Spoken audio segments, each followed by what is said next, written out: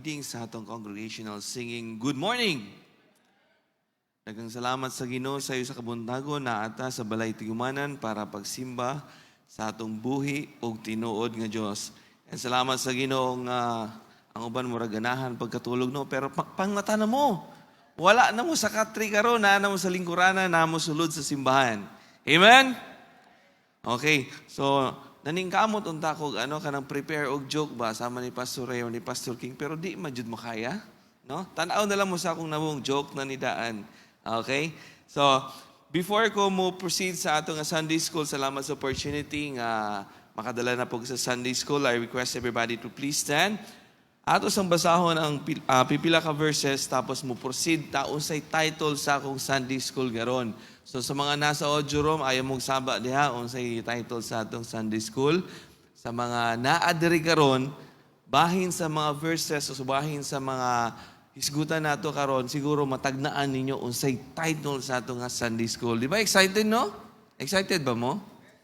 I hope excited good mo. Romans chapter 1 verse number 1. Tapos isa ka pa verse na pod, Romans chapter 1 verse 14. So Romans chapter 1 verse 1, tanawan na sa inyong mga mata. Romans chapter 1, Paul, a servant of Jesus Christ, called to be an apostle, separated unto the gospel of God. Next slide please. So Romans chapter 1 verse 14, I am debtor both to the Greeks and to the barbarians, both to the wise and to the unwise. So, kini atong mga verse nga atong pagisgutan sa before nato may bawan, unsay atong title sa atong Sunday School. Mag-praise na ta. Our Heavenly Father, Ginoo, salamat sa takna sa kabuntagon. Salamat, Ginoo, nga ikaw naghatag na mo kadaugan nga makabot sa balay tigumanan. Salamat, mi Ginoo, nga ikaw nagapadayon hatag na mo mga panalangin. We pray, Father God, as we go on sa among Sunday School, Ginoo, ikaw magapadayon hatag na mo heavenly wisdom sa pagsabot sa imong pulong. And I claim myself nga wala gyud ko mahimo kung wala ka, Ginoo. Dear Father God, equip po, Ginoo, tanang mga words nga akong pagalitokon, Ginoo, kinigikan nimo, Ginoo. Dear Father God, as we go on, Ginoo, ikaw magapadayon hatag na mo kadaugan. In Jesus' name we pray. Amen. Please be seated. Balik na sa verse number 1, Palio Corlieta. Okay, so kining pulong nga servant. Okay, so Paul is a servant of Jesus Christ. Okay, so akong ipangitaan og meaning kanang servant, and then sa verse number 14 kanang debtor. No, I am debtor both to the Greeks and to the barbarians. So tanawan nato third slide siguro Lieta. Servant. Okay, siguro may picture, maklaro ba ninyo? Maklaro ang picture? Okay, a servant is a person who performs duty for others or one that serves others. Mauna ang servant, no? Panalita nakaato na mo og kanang restaurant nga naay waiter. Kisa nay nakatog restaurant, siguro nakakita na no? Mulingkod lang gyud ang customer. Pag mulingkod nila, manawag sila, waiter please, and then muduol lang sila, kini among order nga na, okay, maghulat ra gyud ang customer diya kay naay mo serve nila. No? Sa amin nga na, servant is a person who performs duties. Okay? Or the ones that serves others. Next slide po. Kanang gitawag nga debtor. Agoy noy, debtor na pod. Okay. Debtor is what? Or a company or an individual who owes money. Ako hisgutan, nag-utang na po na ni. Okay? Ano kayang title sa atong karon no? Sunday School. Na ninyo? Pipictured out na ninyo? Napipictured out na ninyo? Hindi utang. Promise. Hindi utang. Masin utang inyong nasa una-una ba? Okay, nakagi-underline na niya owes. Unsa nang owes? Atong tanawon unsay meaning sa owes. Next slide please. Owe is have an obligation to pay or repay in return for something received. Or kanang gitawag na be under a moral obligation to give someone, such as pwedeng gratitude, pwedeng favor, or pwedeng respect. Okay, ana ang O. So, una, servant. Usa ng servant that performs duty or serves other. And then kanang debtor, unsa man na, is a person or an entity that owns money to another, and then you owe is you have an obligation. Obligado gyud ta nga mo bayad, no? Or kanang ginawag nga under a moral obligation to give someone. Next slide po. Sige, huwag kayo mahiya. I-next slide nyo na. Okay, in Isaiah chapter 53 verse 5, it talks about Jesus Christ here. But He was wounded for our transgression. He was bruised for our iniquities. The chastisement for our peace was upon Him. And with His stripe, we are healed. Apostle Paul used the term servants and debtor with regard to himself because he himself saw as much the light of God's word. As a matter of fact, every believer is a servant and debtor to God. No? Servant ta sa Ginoo o nakautang ta sa Ginoo. And then nainakbutang, we are not just called to be saved. Kita, dili ta gitawag para lang maluwas. Kita gitawag sa aron mga lagad. Subot pa sabot ana ang nato title siguro pag pangalagad dili gihapon. Kaya nga naman sa verse nga itong ibasa, si Jesus Christ, it pictures about Jesus Christ kanang Isaiah because if Jesus gave His life to us, nasa Isaiah, it is strange that we act like we owe Him nothing. Si Jesus Christ nagbayad sa atong kaluwasan. And kung nabayaran na ni Jesus Christ ang atong kalawasan, murag wa dyan tayo obligado ni Jesus Christ. Wala tayo obligasyon ba? Di ba na tayo obligasyon kung panalitan? It talks about debtor, it talks about servant, it talks about onus or kanang gitawag nga obligation. Now, na-pictured out na ninyo unsay atong title? Dili gihapon? Okay, magpadayon ta. God has given us abilities and opportunities to serve God. And one day, we have to give account to all of this to Him. Okay, murag na ano niya ninyo? Na point na ninyo? So una, ang atong Ginoo, servant na niya, debtor na niya. And then, kanang debtor, it owes, kumbaga, obligado ta mo bayad. Since we are saved, we must serve. Okay?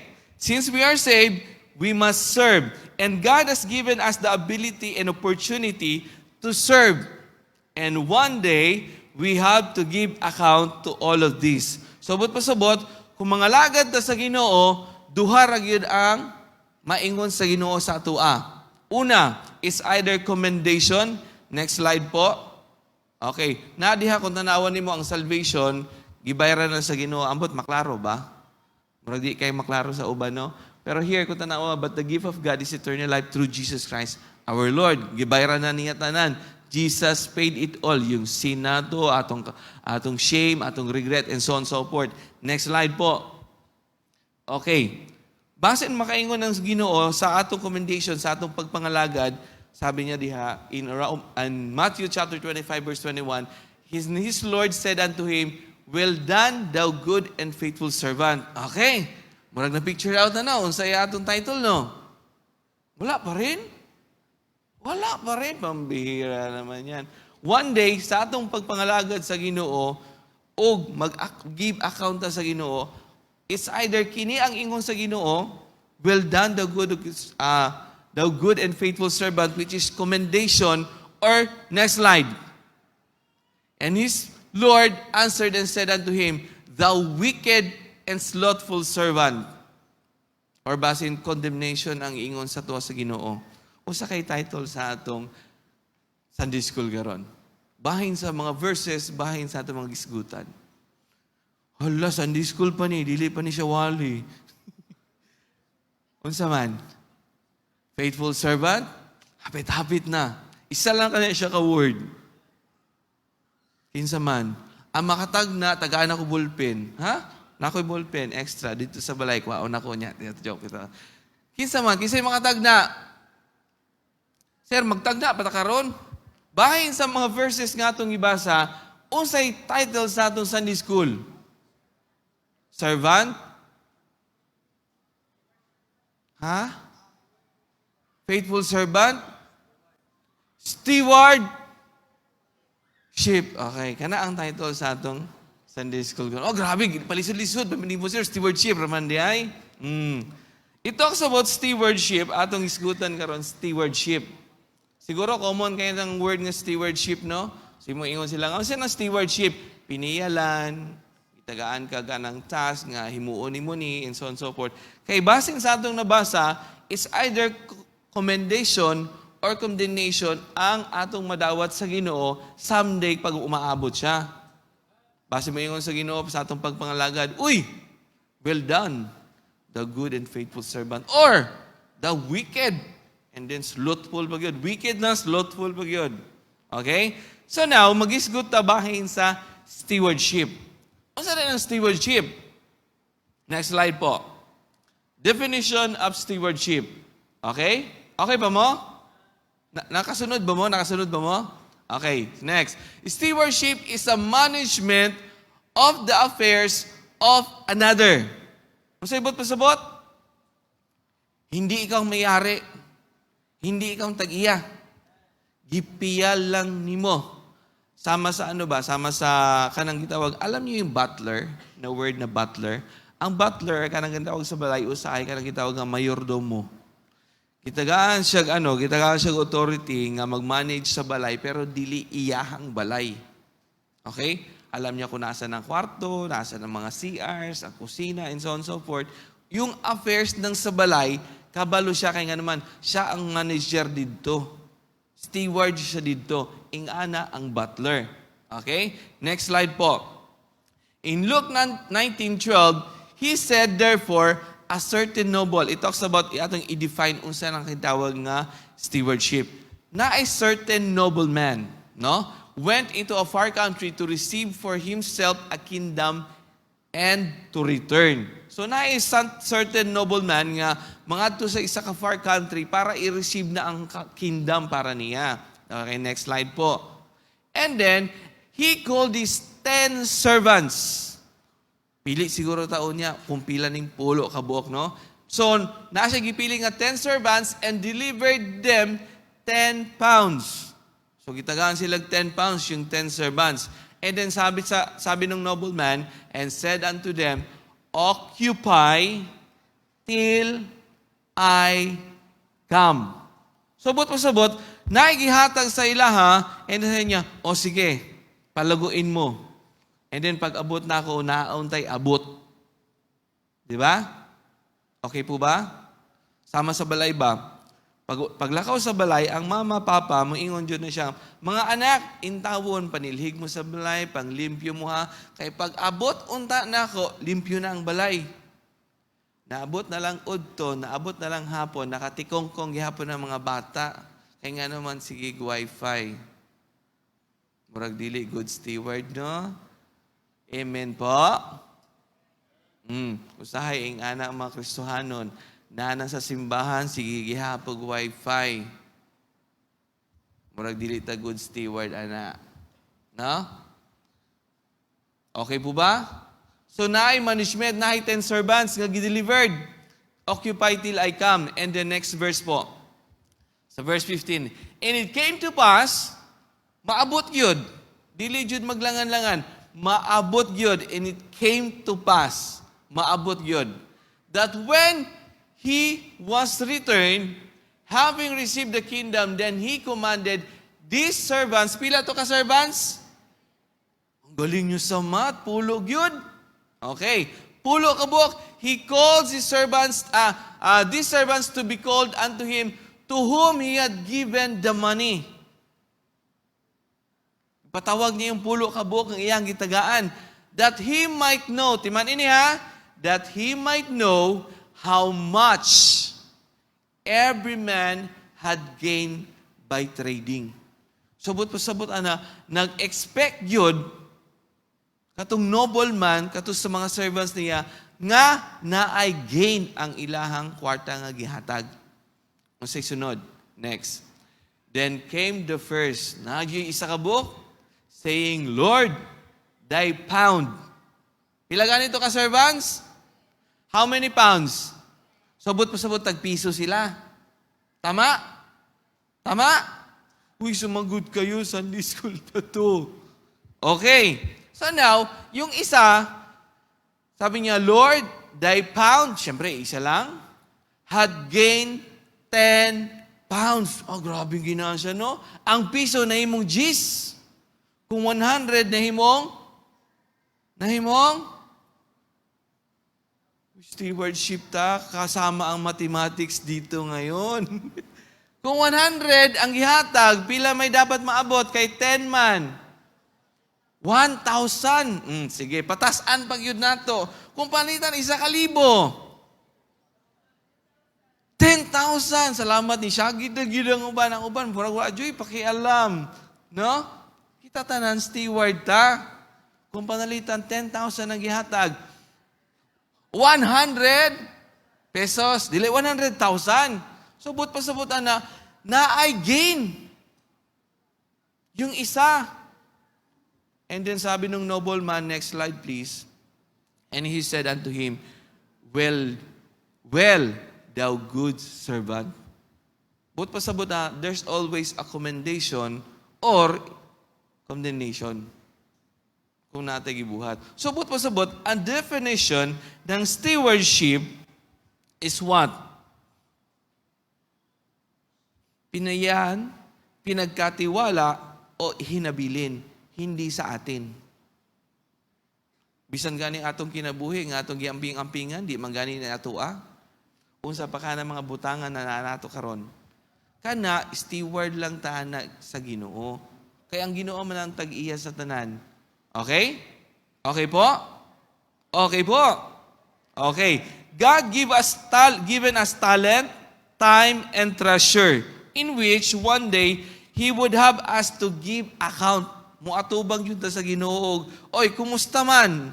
Ang gihatag na akong talent nimo, ang time nga akong gihatag nimo, and how about the treasure?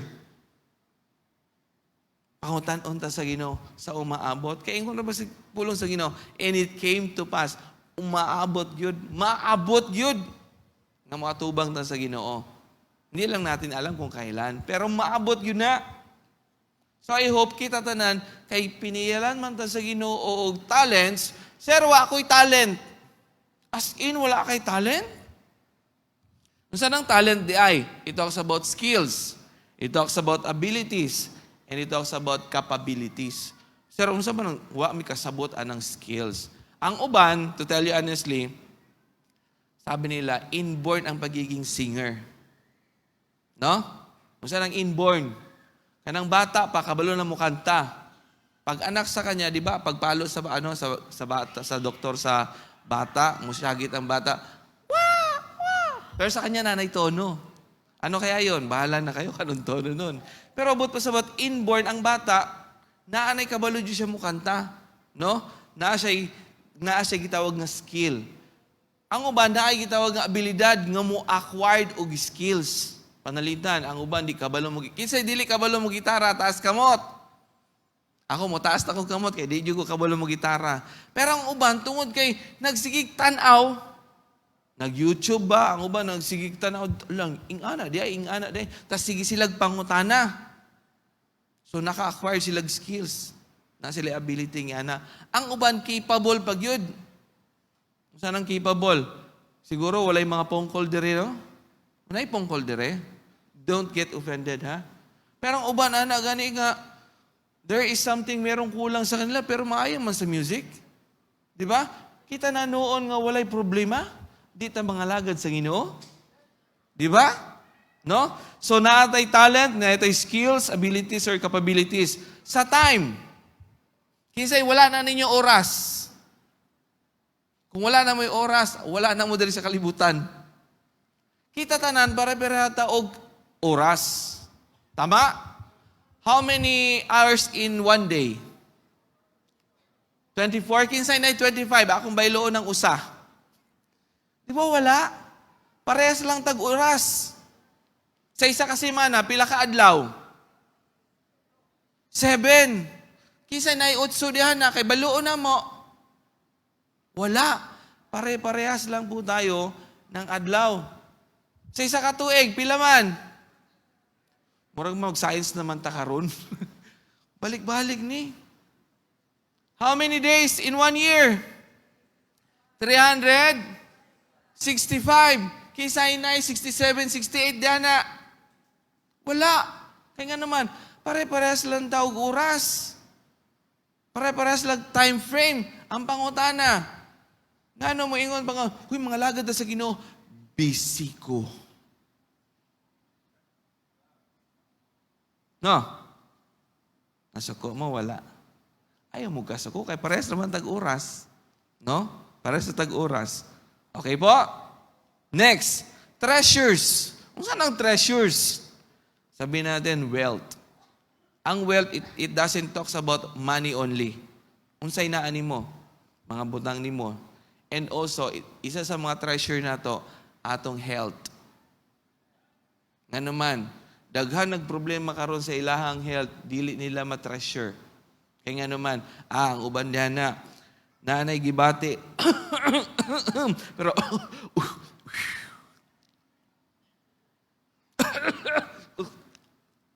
inom gihapon. Bisyo gihapon. Nanay gibati, walang pakialam sa health. Health is also our treasure. Kaya nga naman, dili ka magamit sa Ginoo nga ikaw naghigda ra. Di ba? Sir, kanang sir, kanang namatay na gani kay anuhan pa gani na siya, kanang gitawag nga mag-funeral service. Maghulat pa ka nga, ihaya ka before ka magamit sa Ginoo. Na naman, i-treasure na to ang health na to. Kung maayo pataglawas, pangalagad sa Ginoo. Dili kayo sa inyo, pag idara na ako, pag wala na ako, dili na ako busy. Kano sa mga di mabisi? Tubaga. Bot lang na to. Usahay nga na to, no? Dili ta maayong piniyalan sa Ginoo, dili ta maayong steward sa Ginoo. Pero timan ini, kita tawagon ta someday sa Ginoo. O tungod kay gitawag ta sa Ginoo, mo give account ta sa Ginoo. Kumustahon? Oy, kumusta man ang pagpangalagad di mo? Dili ra ba mangutana ang Ginoo nga pila man kayuta imong na-acquire? Pila man ang ano nimo? No, ang pangitaon sa Ginoo, pila man ka souls imong na witnessan nadala sa akong tiilan. Mangalagad ta sa Ginoo in any ways na pwede nato mahimo. Kaya nga occupy till I come. Naapa mo diha? Nasuko na mo. Dito mo angay masuko kay gistoryahan ta sa Ginoo. Kaya nga naman, mingon sila nga ing anihan na ako'y gi-prepare nga gamay dire. Una, we cannot please everybody. Tama? Kinsa may maka-please sa tanan, taas kamot. Di ko mo taas. Kay, naiisa. Bata pa yon, niya siguro nasabtan. Nagtaas na siya kamot. We cannot. Dili gyud ta ka-please sa tanan. Tama? Kaya nga naman, bisag pag maayo imong gibuhat, naadi kasaway ang uban. Ayaw mo tanaw sa inyong tapad, kay usahay, ingana sadta. Di ba? Bisag pag maayo na imong gibuhat, daghan kang maayong gibuhat, pero nakakaigamay nga sayop. Saway yun, juga na. Pag uman, i-Facebook, pag yun ka, i-live, pag yun ka, hoy, katong ano, nakibawaan ka, patay ka. Pag uman, 1 million views. Sorry. Pag uman, pag kada may makakita ni mo, mauna siya, Mauna siya. Wala na. You cannot please everybody. Okay? But, Christians, timan ini, we are not pleasing everybody. Sa atong pagpangalagad, wala tay gi-please nga tawo. Wala, nanganta-nganta, murag di man kabalo mo kanta. You are not pleasing a person. You are pleasing God. Panalitan na, maingon sa imo nga, wala, di man kabalo mo basa og sakto. Pangalagad sa Ginoo, kay tudluan ka sa Ginoo sa pagbasag sakto. Pero, naara kay naaray gamay nga persecution or gamay ra jud gisgot kay imuha nga dili maayo para sa imong padungon. Ning backslide ka, kinsa may ganse? Siyempre, ikaw. Bakit naman? Ikaw ang nag-i-emosyonal. Ang Ginoo atong gi-please, dili ang tawo. Kaya nga according to the Word of God in Hebrews 11:6, nga ang Ginoo ra gyud atong i-please. Di ba? Wala yan sa slide na ko. Ang Ginoo atong i-please, dili ang tawo. Sa imong pagpangalagad, bisag sawayon pa ka sa uban, mangalagad ka sa Ginoo. Bisag pa maingon sila nga something negative sa imo, pangalagad gyapon sa Ginoo. Bisag unsa pay istorya sa uban nga murag gidaot naman ko niya, na-hurt naman ko, padayon pangalagad sa Ginoo. You are not pleasing a person. Sir, unsaon ako pag-please sa atong Ginoo? Sa yun raman pag-please sa atong Ginoo. So then faith cometh by hearing, and hearing the word of God. Pinaagi dapat na kay pagtuo nga i-please ni mong Ginoo. Unsa man, sa akong pagkanta sa choir, akong i-please ang Ginoo, kay dili kay mga ka sa choir, kay naibugan. Or naasiguro ka na aron makit-an ko sa Facebook Live. Or naakada na tungod kay nga naman, pasikat lang ka, makit-an ang motive nato kung kita nangalagad sa Ginoo. And then maingon sila nga, huy, di ba member ka ng Pigkarangan Bible Baptist Church? Yes. Unsay imong ministry? Karon nang utana ka, ministry. Anong ministry ko? Anong ministry ko? Hindi mo alam. Bakit? Wala pa ka nagsulay pangalagad sa Ginoo. You was just there, sitting, after the service, go home. Sure, sakita rin mo musturya, oy. Dili ni sakit musturya, kay ang pulong sa Ginoo, mo give account kita. We are not only called to be saved, but also to serve. Stewardship man ni. Okay ha? I hope dili mo masuko na ako. And then, sa Romans chapter 10, as I was saying, Romans chapter 10 verse 17, so then faith cometh by hearing, and hearing by the word of God. Sabot pa sabot ana, ang pulong sa Ginoo kinahanglang gyud nato aron atong pagtuo musaka. Kaya nga naman, kinira nga pulong sa Ginoo makapenetrate sa atong kinabuhi. As I will close, meron akong illustration nga ang simple nga words, it affects everybody. Simple nga words. This one, na-illustrate na nila ako sa uban, pero I want you to listen to me. Gusto na ako your attention, please. There was a father, ang uban, alam na, no? Na isa ka amahan. And then yung amahan, na siya'y 3 or 4 years old nga bata. No? And then ang papa, while on the phone, tawag siya, sunod lang siguro na ako, no? While on the phone, tawag siya, ang iyahang anak, nagkuwag papel. Pero, ang iyahang crayons, iyahang sulat sa wall. Na-picture out nyo na?